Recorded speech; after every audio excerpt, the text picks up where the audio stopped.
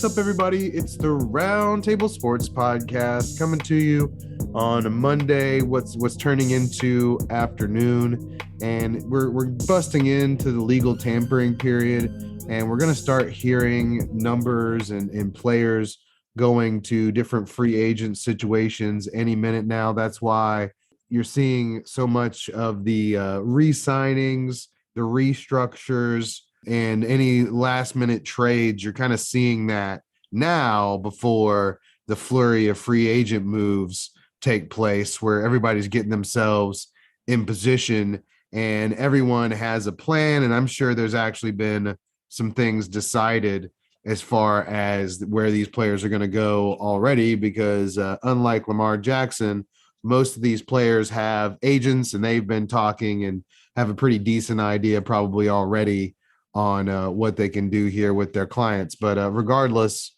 we'll start to see that information come in any moment, I feel like. So I thought it was important to go through two pieces of news that came in that one's bigger than the other, no doubt, but I think they're both due some time, and we'll have way too much to go through when free agency comes in. So I think it's important to go through these things now, especially the first one. The second one, spoiler alert, being Jalen Ramsey being traded to the Dolphins. So we'll go through that and my feelings about that trade, because I definitely saw a bunch of Jalen Ramsey this year and can kind of relay what I saw there. But the bigger thing I thought was that the Carolina Panthers traded a good size haul to the Chicago Bears to move up from 9 to the number 1 overall pick.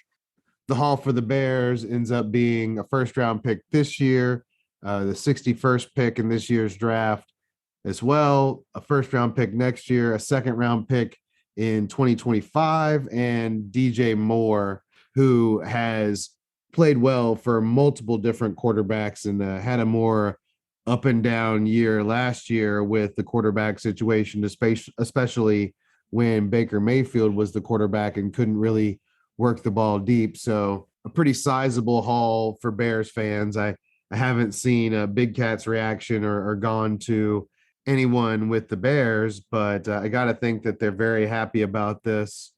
DJ Moore, as it turns out, has a $21 million cap number this year, and would be a sizable dead cap figure if he was cut this year. But next year, it would only be one of his $16 million guaranteed, and then 0 of his 16 in the following year. So if this, for whatever reason, didn't work out, the Bears really aren't on the hook for much as far as the contract goes. But an interesting haul for sure, especially when they're still probably going to get somebody pretty good at number 9. And then without these picks and without DJ Moore and without Christian McCaffrey, I have to think that the pick next year as well could end up being good for them and possibly top 10 when you look at their roster in comparison to other rosters. On the Bears side of it, we've been seeing that they were probably going to trade this pick from the very beginning. There was some talk that the Bears should trade Justin Fields, and that made me sick to my stomach, because I think that Justin Fields, just from what we've seen from him last year and even the year before, I think he would be a better prospect right now than the other two guys that are considered the top 2 guys in this draft in Bryce Young and CJ Stroud.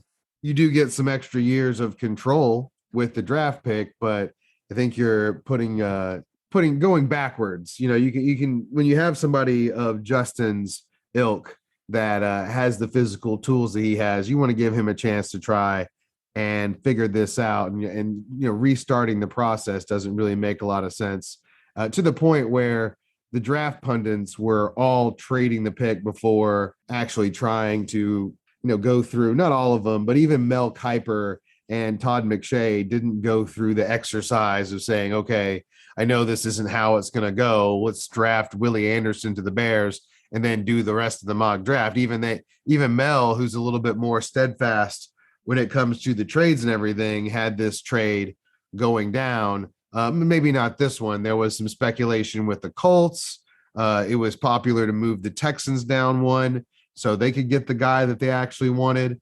Maybe they wouldn't have given up such a price, but you got to think there had to been a first round pick involved for the Texans. So I think that most Texans fans are probably okay with getting the second guy and not giving up pick number 12 or even their next year's pick. This roster is okay and two worst team and everything, but they have decent pieces. I still don't know that they're a quarterback away, though, from being like a playoff team or being somewhere where they're not going to need that pick. They certainly have some talent they need to draft onto the team, even though they've been doing a better job of it. And hopefully Derek Stingley can stay healthy and anchor the defense and they can kind of go from there. But with the pundits all being on board with the trade, we kind of knew something like this was going to happen. I kind of thought it would be the Colts, especially before Javon Carter got arrested or, whatever, turned himself into the police, whatever happened there. When there was a clear top four, I thought if they could get like an extra first round pick out of the Colts, move back and still get one of Willie Anderson or Javon Carter, I thought that made the most sense.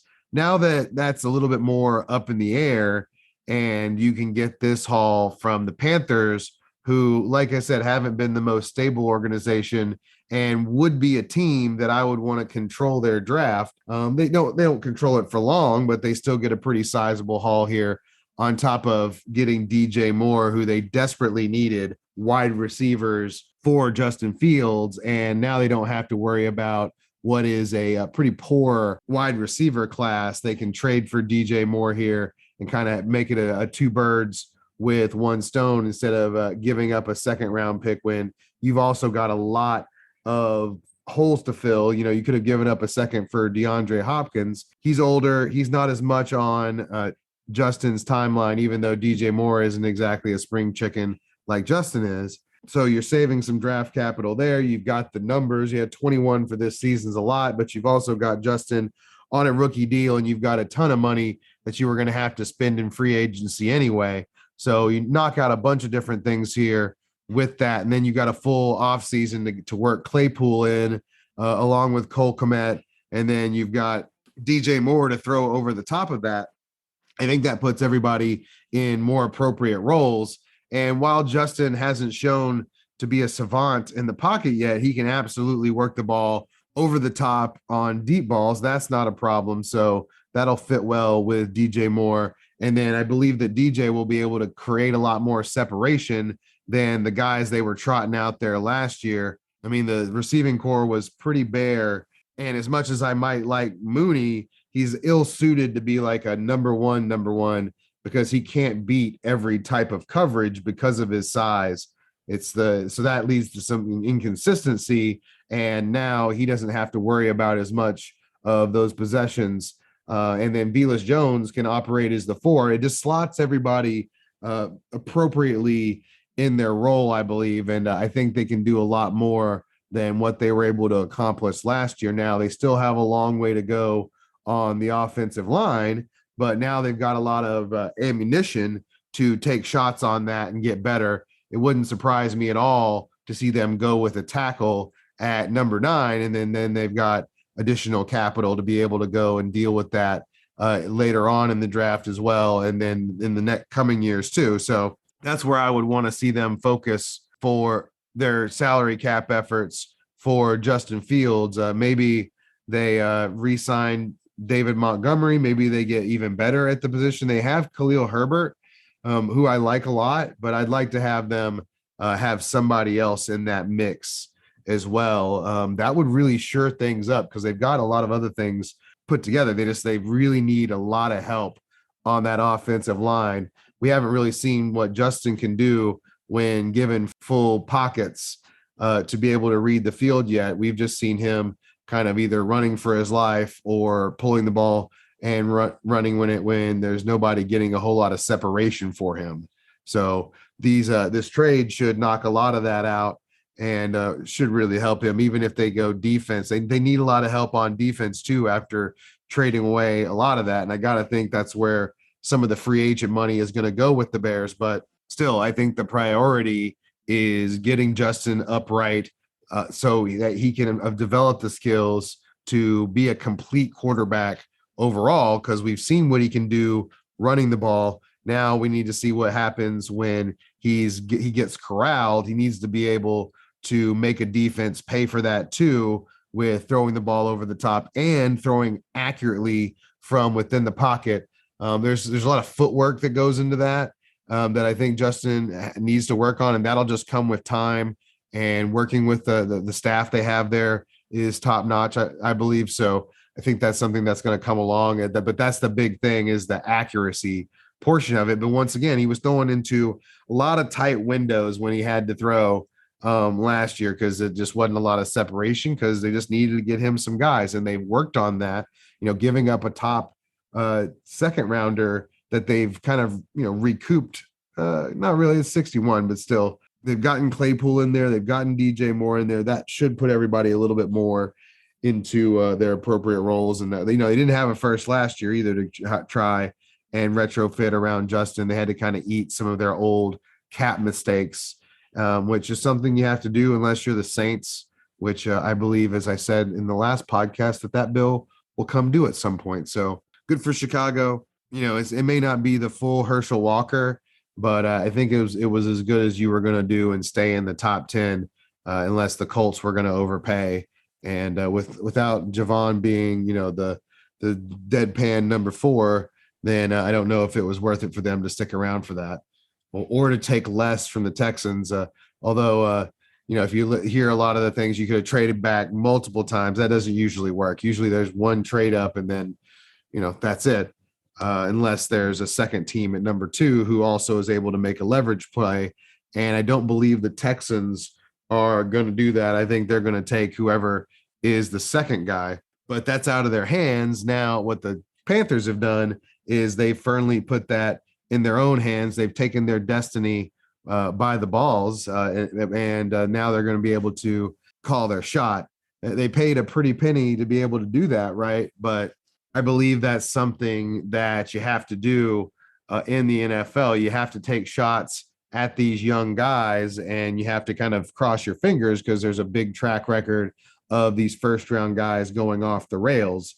But you just have to take shots at it, and then hopefully you don't have to go through the rebuild process again, because it's really scary to build without having the guy. Like, you don't really know what you're building towards. You're just kind of wandering around. The most useful metaphor that I have for that is you're wandering around in the woods, and you can't really see the clearing because of all the trees, because you're just kind of wandering, and there's no telling how long you might wander until you're out of the woods and you're actually building with a clear direction. And it can turn on a dime. You can sign Kyler Murray to a huge deal. He could have troubles and underperform, and then he gets hurt and your whole season's in jeopardy and everything, and you've got him to this huge contract, and you don't really know what's going to happen from here. It can just turn on a dime from there. I expect the Cardinals to go with Willie Anderson after the 2 quarterbacks would be my guess on that part, not to spoil my thoughts for the mock draft challenge, where me and the fellow members of the round table will go in and pick all the different picks that we think will happen. And then based on the scoring system, someone will lose and take a pie to the face at the next pie party. And then the winner, of course, will collect, I believe it's going to be $40 or $50 maybe this year. We'll see what everybody agrees to. But anyway, now we have a better sense, at least, of who it's going to be when we go to that mock draft challenge. Still a lot of time between now and the draft for Carolina to choose who they're going to go with. As I mentioned, it's going to be kind of tough because they don't have a whole lot of playmakers on the offense after trading away Christian McCaffrey and now DJ Moore. And they could have traded away more. They don't have a first round pick anymore, but they do still have a second rounder. They'll have 39, 93, 114, 132, 145. So still 5 picks in that draft. They'll still have their second rounder next year. So they won't know first, but they have some trade assets there as well. So While I think they'll be able to replenish some of this, it's still pretty bleak when the Deontay Foreman Chuba Hubbard combo is kind of your top end.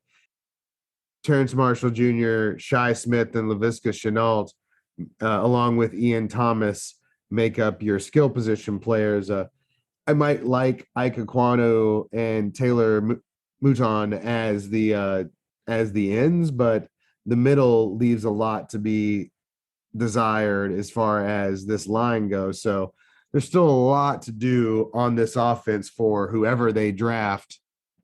And I think it's going to be a pretty serious retooling here. But to my point about all of that, it's something that they needed to do and to quit spinning their wheels with guys and retreads like Sam Darnold. You just have to take these shots at these guys and hope they develop into a franchise quarterback. The two guys that are being considered mostly are Bryce Young and CJ Stroud. Mel Kiper likes Will Levis, which is fine. Has a big arm and is more prototypical of a foregone era of the pocket passer. And then there's a lot of people that like the measurables, like the big plays, like the highlights of Anthony Richardson, but he's still pretty far behind as far as his processing and reading of the field. So in my mind, it's Bryce Young, it's CJ Stroud, and I think that I'd probably go for Bryce Young first, just from a feel for the game standpoint.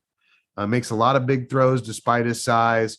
Very quick, very good about moving around the pocket and being elusive when he runs, and then making really big anticipatory throws down the field that I saw.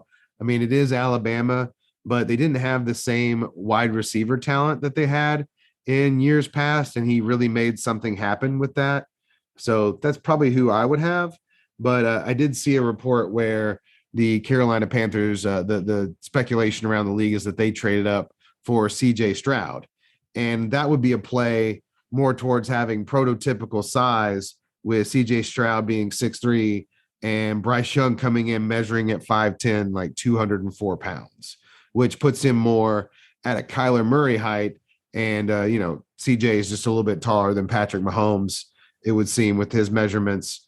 CJ is a little bit more stiff and doesn't have quite the same feel for the game that Bryce Young has, but is more prototypical with the size. He has plenty of arm strength to zip the ball down the field and did plenty of that in college. The thing was with him, he stood in the pocket more and wasn't really running the ball as much, even though it seemed like he had plenty of speed and plenty of ability to move, and we just never got to see it. So it was kind of a beef that everybody had that, hey, are you going to be able to do this when you're going to have to be moving around a lot more?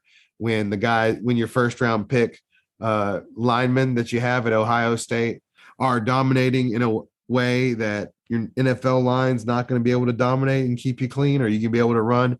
He did that more in his last game, and it was cool to see it. And it seemed to really kind of complete things.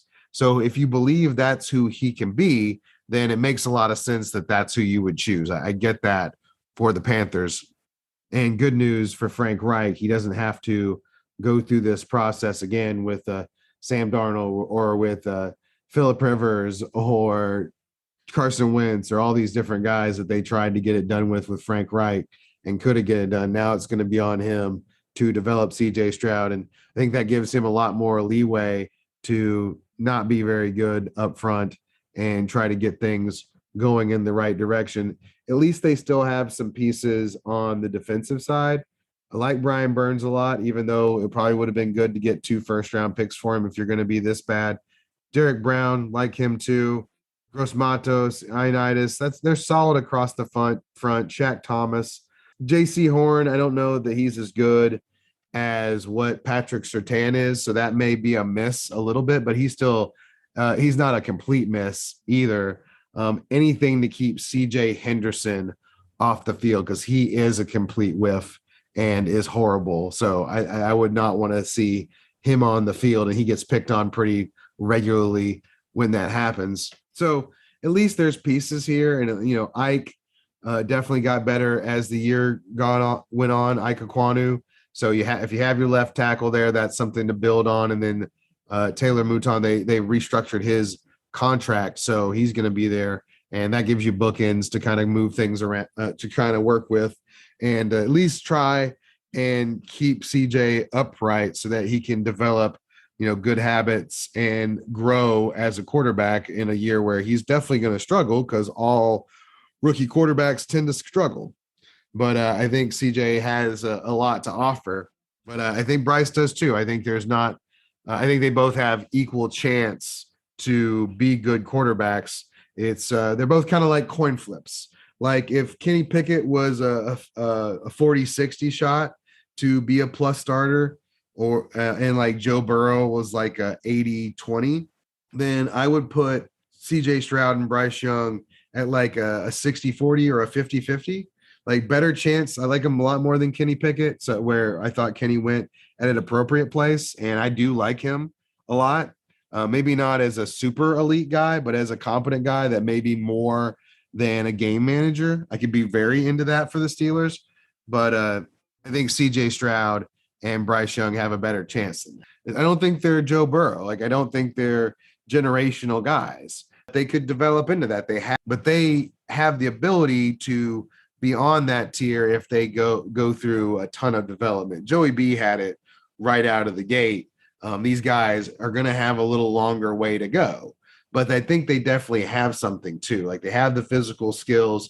It's just going to be a question of can they adjust. And for Bryce, can he stay healthy, and can he avoid big hits, and can he see over the line to be able to work all the different parts of the field.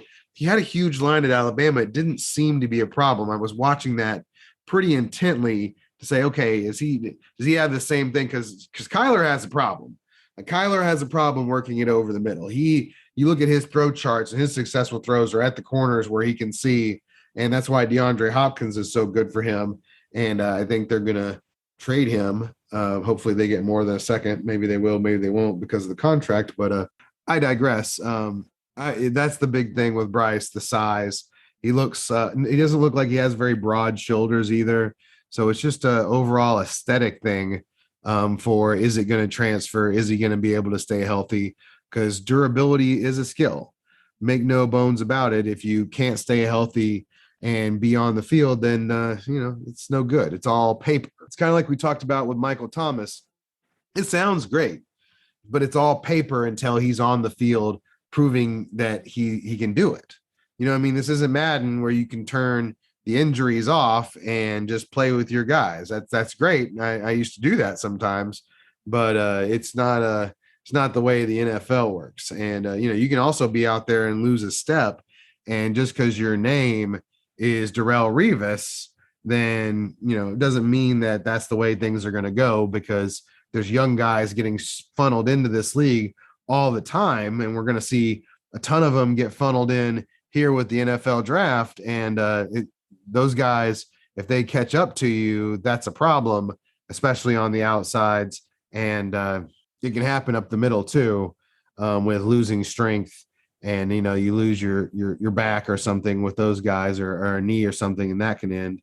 And the same can be said for quarterback. I mean, in all of them, quarterbacks stop being willing to take big hits and stand in the pocket to get the playoff.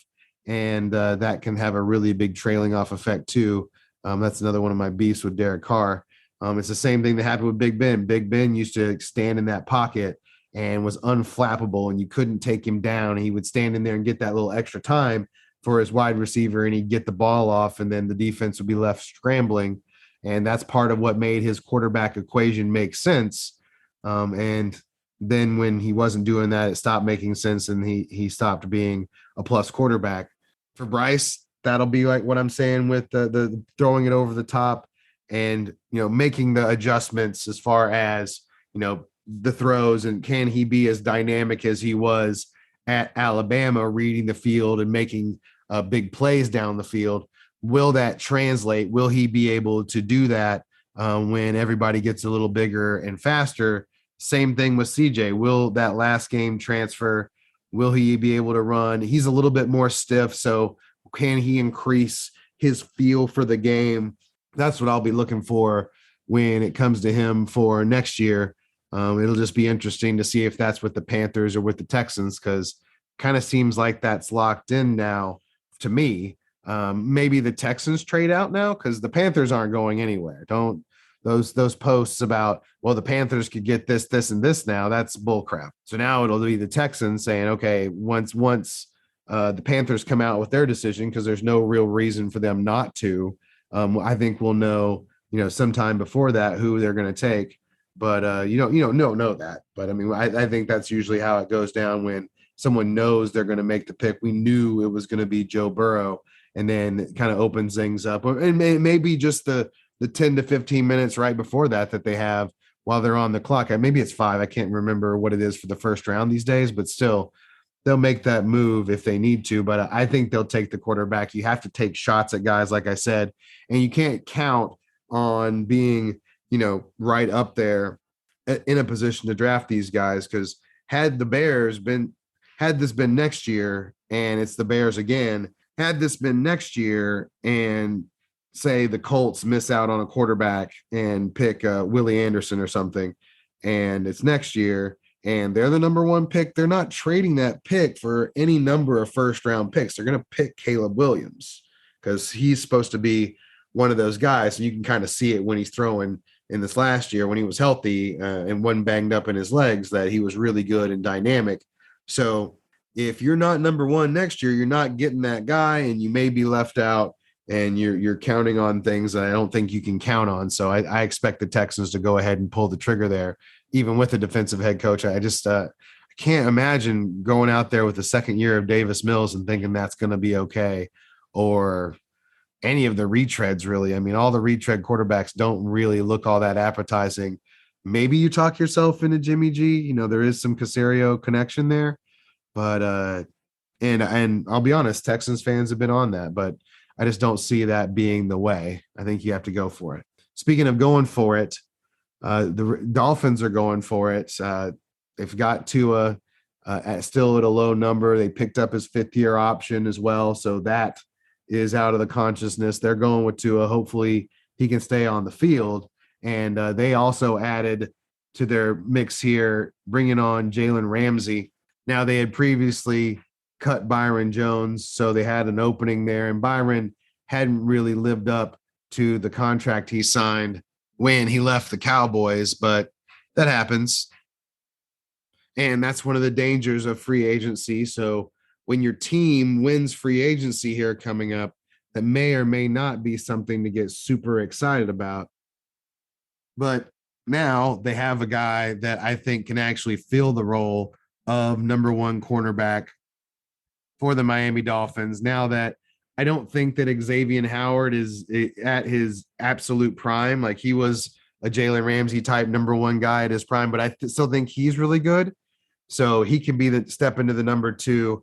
Now that you have Ramsey, you ended up getting him for a 3rd-round pick and a tight end, Hunter Long, who I'd actually hadn't heard of at this point. So the 77th overall pick and Hunter Long. This gets you a guy that I still thought looked like one of the best, if not the best corner in the league. He's not a speed guy. He's a physical guy, no doubt, but still has maintained his speed to the point where he's able to still cover pretty much all the different guys you would want to throw at him. And then he's big enough where you can play him inside too. So he's not bound to just the outside cornerbacks. You could put him on a tight end. You could put him on Travis Kelce and try and get the best results. Now, that hasn't always worked out for sure. And Travis still got his against Jalen, but still, it gives you your best opportunity and gives you a lot of flexibility as far as what you can do with Jalen, because he is such a big guy and he is so physical that he's able to make those big tackles and big hits and everything.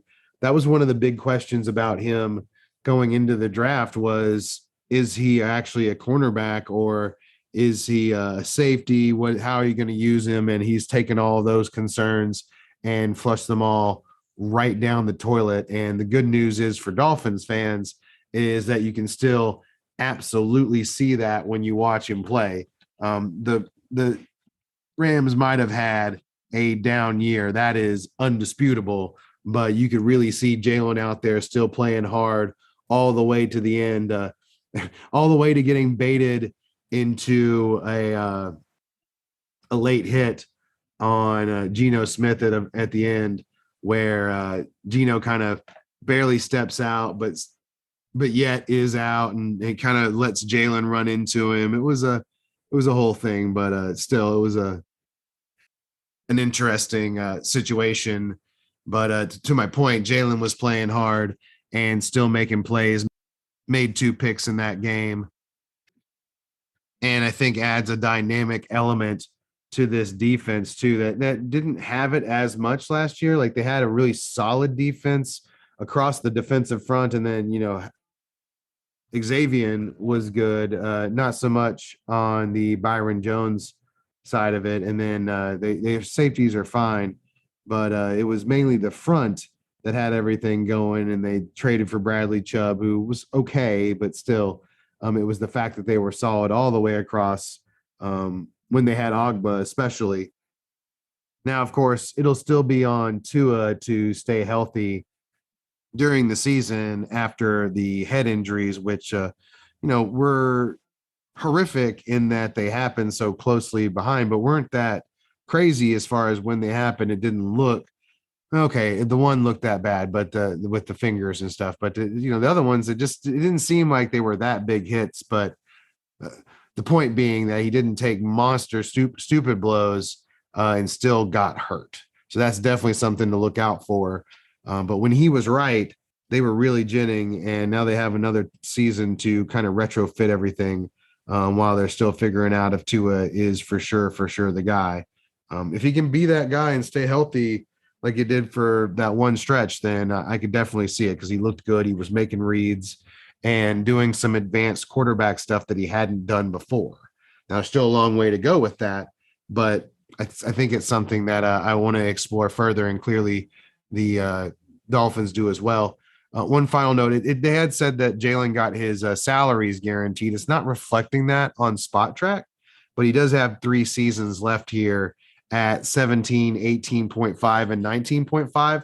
Those aren't crazy numbers when it comes to what some of the cap figures are going to be for Jalen for the Dolphins, but it's also not reflected as far as the guarantees go. I thought I had heard that they had guaranteed a second season here, so he's getting, but maybe it was just that this year's salary is guaranteed, but it's not even reading that way for Spot Track, which is usually pretty on that stuff. So we'll reserve that judgment there for another time. While we were recording, as I discussed, there's going to be some stuff coming up. Bears have signed TJ Edwards. Ben Powers signed with the Broncos already. Jonnu Smith just got traded to the Falcons. So we're about to have information coming in hard and heavy as this goes along. The Raiders are expected to be in on Jimmy G. That makes a lot of sense for them as a stopgap going forward. I thought this one was interesting. Austin Eckler is requesting to seek a trade after contracts with extension with the Chargers have fallen through. That would be interesting to see what they do with him. He's very needed there, though. So I bet that is a contract ploy, because they're doing contract extensions. He's not hearing what he wants to hear there.